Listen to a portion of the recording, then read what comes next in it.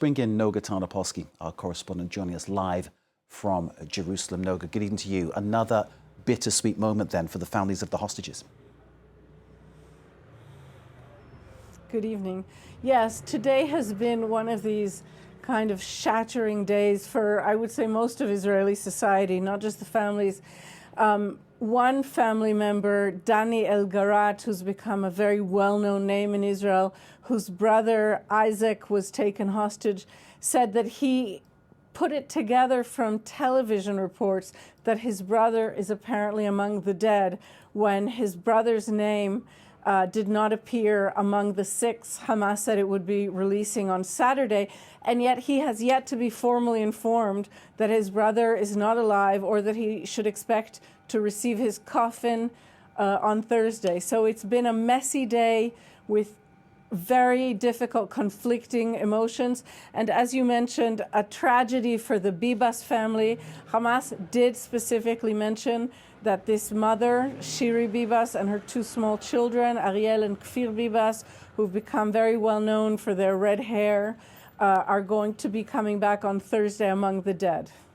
This is incredibly tragic. And of course, Yarden Bibas freed earlier in February.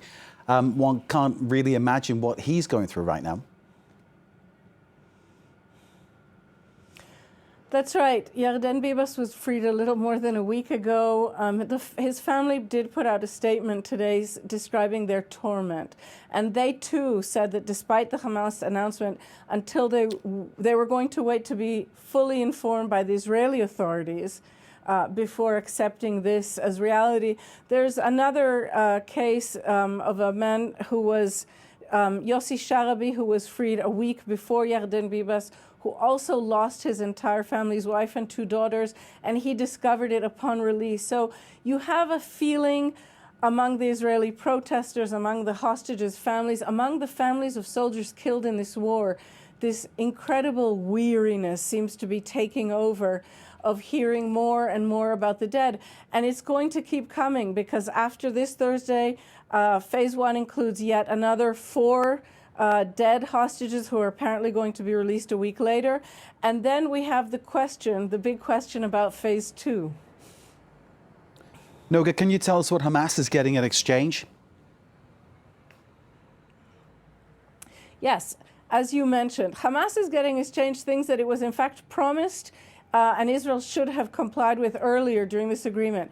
Caravans, these mobile homes, which are really badly needed in Gaza, and they're better than tents. The only thing Gazans whose homes were destroyed have to live in so far are tents that are very meager protection against the winter.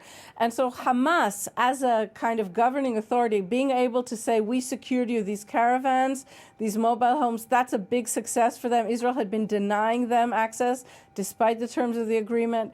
And the other things is big machinery. For now, these bulldozers and such are mainly expected to be used for basically getting rid of rubble, for the beginning of the cleanup operation in Gaza. And it's interesting that having said no, no, no, Israel is now allowing this heavy machinery in, and it's an acknowledgement that Gaza is going to have to be rid of its rubble and rebuilt. Noga Tarnopolsky in Jerusalem. As always, thank you very much for joining us. Noga, of course, watching all developments for us on the situation in the Middle East, including residents